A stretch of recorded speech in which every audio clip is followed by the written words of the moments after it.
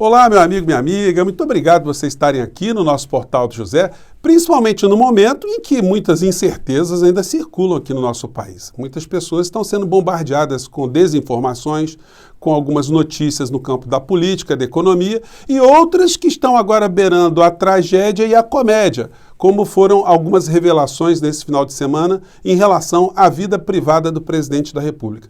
Bem, a vida privada de um político nunca é 100% privada.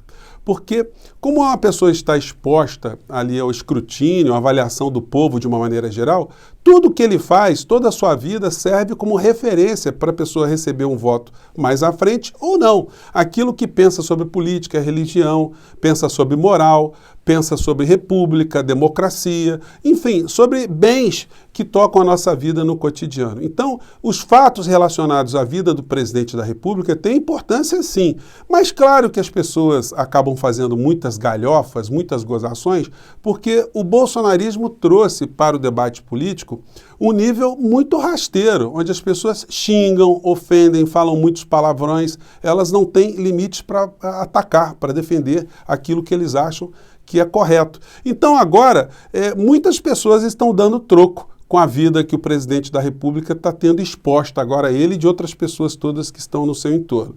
Mas o que interessa para a gente mesmo é o que vai acontecer com o nosso país a partir do dia 7 de setembro. Ainda existem muitos temores, muitas preocupações, enfim, e a gente tem mostrado aqui que diante de fatos concretos, não há a menor possibilidade de haver uma ruptura aqui no nosso país.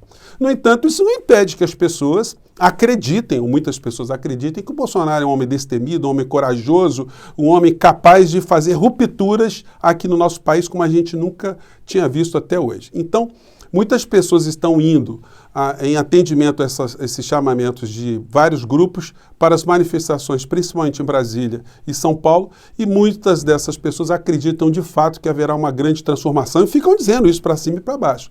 E isso vai chegando até a nós, né? E a gente fica pensando, pô, será que tem algum fundamento nisso que eles estão dizendo? Mas vamos colocar a lupa em cima de algumas situações. O presidente continua a fazer esse discurso. E os jornais vão reverberando, né? Desde ontem os jornais estão reverberando essa situação. Aqui a capa desse jornal, aqui a Folha. Bolsonaro diz que 7/9 será ultimato a ministros do Supremo Tribunal Federal. Aí repete aqui na parte interna do jornal, né, o mesmo texto, um texto parecido. Bolsonaro repete a ameaça golpista e diz que atos serão ultimato a ministros do STF. Dá para a gente levar em consideração alguma fala do presidente da República? Ele é um homem corajoso, um homem que tem uma vida pautada pela coragem, pelo destemor. Que ato que ele fez de enfrentamento a alguma coisa na vida dele?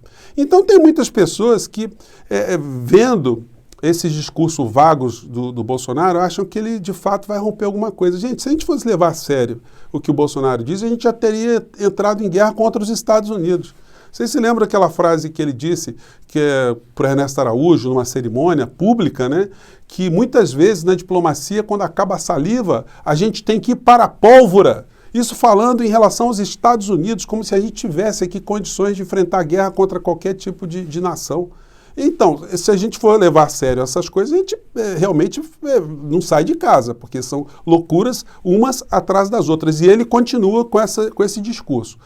Essas manifestações do dia 7 de setembro, elas têm duas vertentes aí que vão ser bem clarificadas para todos nós. Os grupos que estão aderindo a essas manifestações, que estão sendo chamados principalmente por pastores de algumas religiões, bispos de algumas igrejas, enfim, junto com alguns fazendeiros que estão sempre operando no campo da ilegalidade, junto com alguns trabalhadores que são caminhoneiros e mais alguns outros grupos soltos, muitas pessoas, quando olharem para essas manifestações e assistirem essas lideranças num carro de som, um bispo Macedo, o pastor Malafaia, o pastor Valdemiro, um caminhoneiro, um policial, um fazendeiro, enfim, um Sérgio Reis da vida, quando a gente ver esse tipo de situação, o discurso que essa gente fará, que é um discurso golpista, né? Ninguém está ali para lutar por liberdade de expressão. Ontem eles estavam pedindo o fechamento do Supremo, a edição do ato institucional número 5, a implementação de uma ditadura militar, de uma intervenção militar. Então essa gente mudou agora eles estão ali nas ruas para defender a liberdade de expressão. Isso é uma fajutice. Então esses grupos vão se nutrir e eles vão ter um sentido de coesão, de grupo, enfim. Mas eles são minoria aqui no nosso país. A grande parte do povo brasileiro, e aí é a outra vertente, vai analisar para isso e falar, vem cá, eu não me identifico com isso. Essa gente não me representa. Eu não estou assinando embaixo de ter intervenção, de ter uma quebra institucional, de ter uma ditadura no nosso país comandada por Bolsonaro.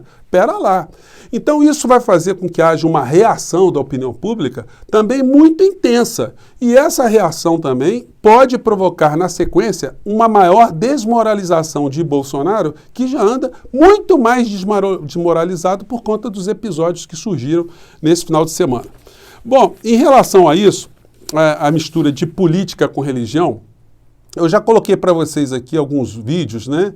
Mas hoje já apareceu mais um, então eu vou compartilhar com vocês. Em primeiro lugar, vamos pegar aqui um trecho que eu não mostrei ontem, do Bispo Malafaia, do pastor Malafaia, com o Bolsonaro numa aeronave paga com o nosso dinheiro, um avião que estaria levando essas pessoas para um evento que deveria se prestar a uma situação republicana, atendimento ao interesse nacional. No entanto, é uma manifestação eminentemente política, eleitoral. Vamos acompanhar aqui esse trechinho aqui, vamos lá. Amanhã fomos convidados pelo grupo Motocristo, a maior motociata do Nordeste. Estamos levando também o pastor Sila, né, presidente? Vamos lá. Tu vai na minha garupa? Vamos embora, vamos na sua garupa. Vamos lá. Pastor Sila, Cristo no comando, Deus no comando sempre. Em nome de Jesus, amigo. Nós vamos em Deus, vamos embora. Então, sempre se invocando Jesus, aí colocando o Jesus no meio dessa história toda. Não é por outra razão que a CNBB está muito incomodada com isso, né? Com essa utilização vigarística da religião. CNBB defende respeito aos poderes. Em vídeo divulgado às vésperas do 7 de setembro, entidade católica critica agressões às instituições que sustentam a democracia. Hoje, teve mais um vídeo aqui envolvendo esses personagens que, enfim, gente, vamos ver aqui como é que na história isso se deu. Esse canal aqui coloca aqui um vídeo publicado pelo Malafaia dentro do helicóptero. Sempre é tiracolo do Bolsonaro essa conexão promíscua da igreja dele, dos pastores que estão conectados com ele. É um pastor militante que é mais um líder político eleitoral do que um líder religioso. Não fala mais em religião. E hoje ele publicou isso aqui. Vamos lá. O pastor Silas Malafaia, que acompanha o presidente Jair Bolsonaro em sua viagem à Bahia e Pernambuco, publicou imagens em um helicóptero ao lado do presidente e dos ministros do Turismo e da Cidadania, Gilson Machado e João Roma. Malafaia disse, rumo à motociata em Pernambuco. Assista. Então tá a cara aí do cidadão, né? Indo para motociata. Motociata é algum evento público? É algum evento de interesse da nação ou é um interesse eleitoral? Bom, essas situações todas, gente, elas estão no radar das instituições aqui no nosso país. Hoje a gente vê aqui no estado de São Paulo essa matéria aqui. A matéria nos dá conta que TSE avalia a hipótese de Bolsonaro ficar inelegível. Eles não estão analisando a campanha eleitoral do Bolsonaro de 2018, não. Eles estão analisando, são esses comícios feitos com a estrutura do poder público que estão numa época fora do período do calendário eleitoral. Então isso se configura em crime e se configura também em uma campanha fora de época, que pode sujeitar o Bolsonaro à perda da sua credencial para disputar as eleições. Ele pode perder a sua condição de elegibilidade. Então ele ficaria fora do páreo.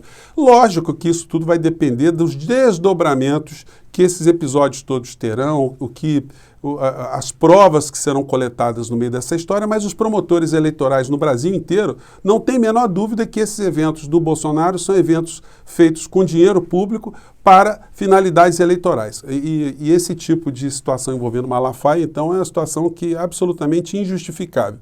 Já aconteceu na história do nosso país, na história da humanidade, né, de haver uma situação de muita relação entre um líder espiritual e o governante. Aqui é o Rasputin, que era uma espécie de guru da família Romanov, lá na antiga Rússia, mas o final dele foi muito trágico.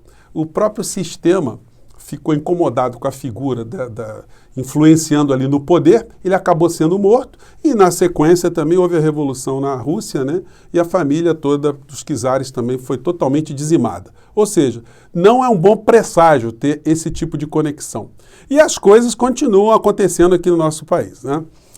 Hoje também eu estou vendo esse vídeo dessa pessoa que se intitula líder caminhoneiro, que está sendo procurado pela polícia, não por uma decisão do ministro Alexandre de Moraes, eles gostam de reverberar isso, foi a Procuradoria-Geral da República que determinou a prisão, solicitou a prisão e o Alexandre de Moraes concedeu. Acompanhe o discurso aqui do rapaz, vamos ver o que vai dar isso aqui, vamos lá. Dia 3 de setembro de 2021, vim deixar um recado rápido, rasteiro aqui para vocês, tá bom? Nós não tínhamos confirmação, mas agora é definitivo, a minha prisão foi decretada pelo senhor Alexandre de Moraes, tá? E é um recado que eu tenho para dar para todo mundo aqui. Olha a minha cara de preocupado com isso. Ei, eu conto com vocês dia 7 de setembro. Vamos botar os vagabundos no lugar deles, né? Eu conto com vocês. Eu tenho medo nenhum, sabe por quê? Porque eu tenho certeza que nenhum brasileiro vai me abandonar nesse momento. Meu amigo, se eu fosse você, eu não ficaria com essa certeza toda, porque você sabe o que você é para o bolsonarismo, para o presidente da República? Infelizmente você é um Zé Ninguém. Você vai ser preso e não vai ninguém te visitar. Nem o Roberto Jefferson está recebendo visita, a Flor de Lis não está recebendo visita, o Daniel Silveira não está recebendo visita, a Sara Geromini não está recebendo visita e você vai ser mais um que não vai receber visita.